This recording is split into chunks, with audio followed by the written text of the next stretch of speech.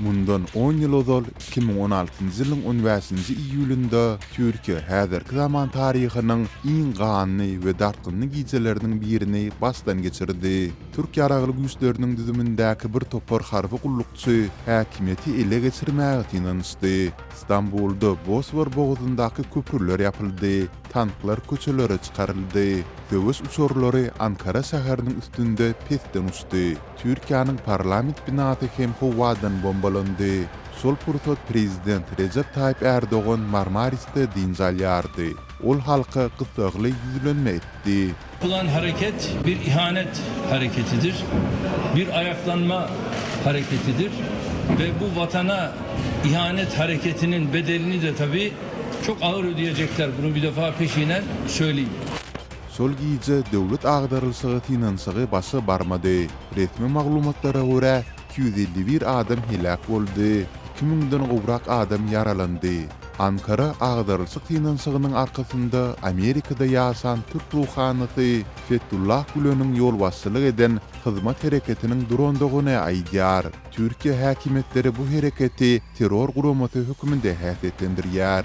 Gülen we onuň hereketi bu aýplamalary reddedip, döwlet agdarylşygy tinançygyna gatnaşygynyň ýokdugyny aýtdy. Fethullah Gülen 2024-nji ýylda Amerikada aradan çykdy.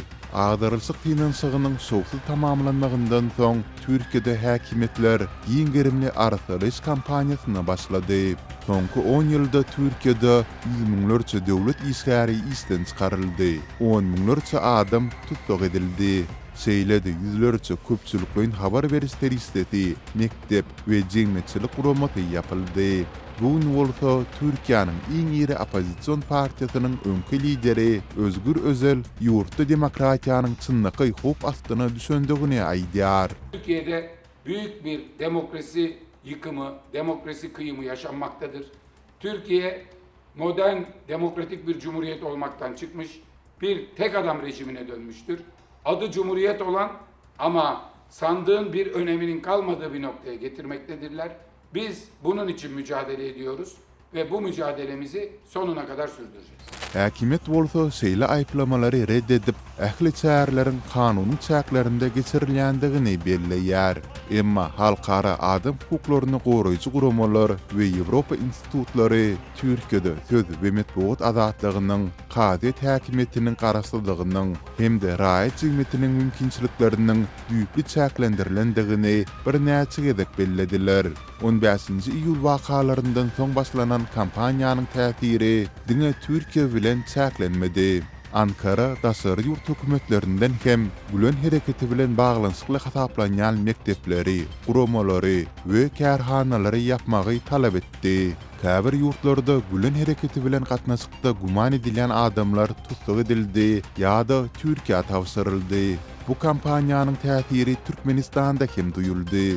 2016-njy ýylyň awgustunda Aşgabatdaky Halkara Türkmen Uniwersiteti ýapyldy. Şol ýylyň oktýabryndan başlap türkmen häkimetleri Gülen hereketi bilen iltesikde guman edilen adamlary tutsak etmäge başladylar. Human Rights Watch guramasynyň maglumatyna görä, türkmen häkimetleri şol döwürde takminan 100 erkek adamy Gülen hereketi bilen baglanyşykda aýplady. Tutsak edilenlerin arasynda ozalky Türkmen mektepleriniň we Halkara Türkmen Uniwersitetiniň molimlarynyň, uçurumlarynyň, işgärleriniň, şeýle hem telekeçileriň bolandygy habar berildi. 2017-nji ýylyň fevralynda 18 adam ýapyk Kadet işinde 12 ýyldan 25 ýyla çelne azatlykdan mahrum edildi. Olara durmuş, milletara ýa-da dini agdalalygy öjükdirmek we jinaçylykly guramany döretmek ýa-da oňa gatnaşmak ýaly aýplamalar bildirildi. Hukuk goraýjy guramalar tutsaklaryň gynnalandygyny, olaryň aklawçylar we maslahaty bilen erkin aratnaşyk taklap bilmändigini hem habar berdiler.